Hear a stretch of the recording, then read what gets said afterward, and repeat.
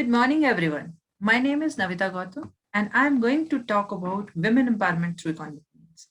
The objective of this paper is how economic means can result in women empowerment.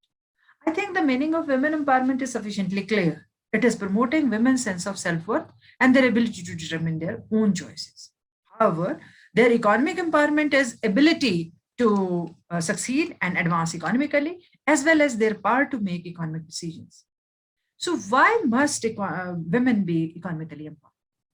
Simply because it is more sustainable that not just for the women and their families, but also for the economy at large, for the developmental goals of the economy. So, let us now look into the dimensions of economic empowerment of women. Broadly, these include productive resources that can aid women in economic advancement, such as financial resources or physical resources, which are tangible in nature, as well as intangible resources, such as skill, expertise, technique, social standing, etc. So, the second aspect to the dimension is opportunities. Now, realistically speaking, these dimensions can only be used or brought to effect if the following components are looked into with respect to women. The first among these is education.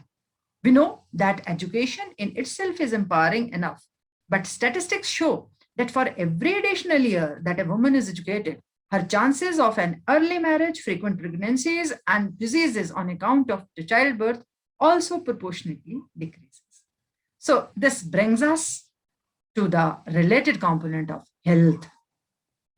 In developing countries, every minute a woman dies due to complications in childbirth. Adding to this, several diseases such as AIDS, cancer, simply malnutrition and deficiency affect women the most. Now, we all know that health is directly linked to productivity. Simply put, the healthier you are, the better chances you have to be economically productive.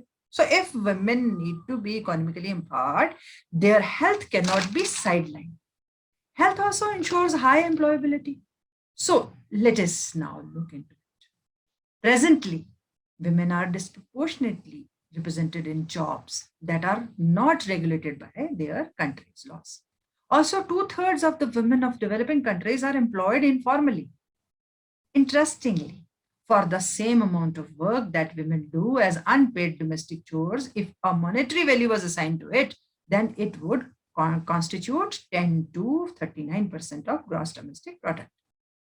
Adding to this, two-thirds of a woman's time goes towards unpaid caring jobs, time that could be spent acquiring a new skill or in vocational training. This is also affecting the present productivity of women and their contribution to them. The status of women, despite the magnitude of their work, is unequal. Glass ceiling or being paid less for equal hours of same job as men is an economic reality in many countries. And this inequality is also reflected in women's ownership of productive resources. And as per an FAO report, if women had the same access to land and productive resources as men, they could increase their farm yield by 2.5 to 4%, leading to 100 million less people without food globally. However, the land inheritance patterns are still, unfortunately, very discriminatory around the world. Not only are women less likely to inherit land, they have less access to productive resources such as high yielding variety of seeds, irrigation, etc. So, which further affects their productivity in the rare cases where they do have resources at their disposal. This brings me to my last point, microfinance. Microfinance is the provision of credit, thrift, and other financial services to poor in rural and urban areas to enable them to raise their standard of living. If microfinance is provided to women readily, it can not only meet their short-term subsistence needs, but will also help them to invest in productive sources. This will increase their status from being subsistence earning entities to active stakeholders in entrepreneurial ventures and economic decision making. In a nutshell, thus, Women empowerment can be increased by actively working in all these directions. Not a single factor can be agreed that women have come a long way in the last century, but having said that, our dynamic is still unfavorably skewed against the women. Empowering women is not just essential for the sake of a particular gender. It is not about pitting one against the other.